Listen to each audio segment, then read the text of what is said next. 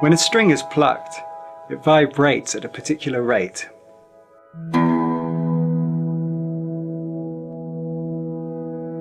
The rate at which a string vibrates is called the frequency and is usually measured in hertz, the number of vibrations a second. What determines the frequency is 4 factors: the string thickness, its density, the string length, and the string tension.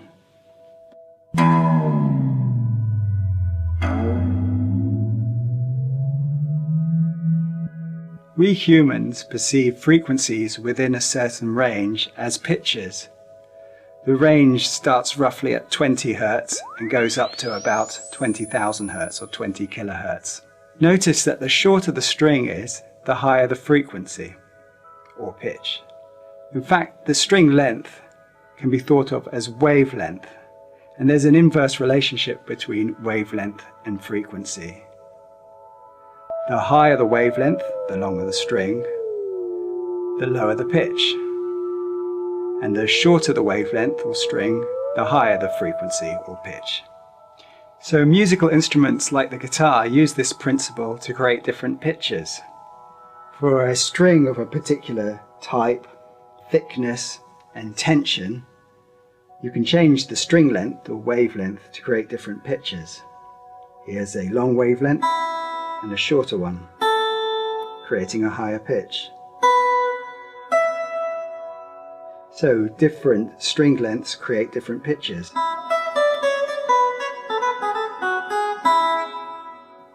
How do we decide which ones to use? Well, one pitch difference, or musical interval, is called the octave, and it's created by halving the string length, thereby doubling the frequency.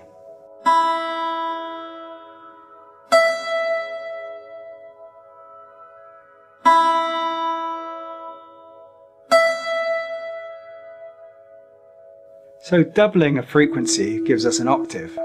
Quadrupling it would give us 2 octaves. But we can multiply a frequency by different integers to create different intervals. For example, tripling a frequency gives us an octave and a fifth. Multiplying a frequency by 5 will give us 2 octaves and a major third, and so on. What we are building here is known as the harmonic series, the set of musical intervals created by multiplying a frequency by whole numbers.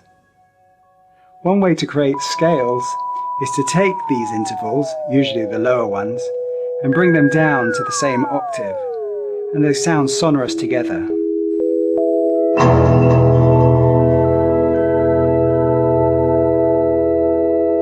Chords and melodies emerge naturally from this.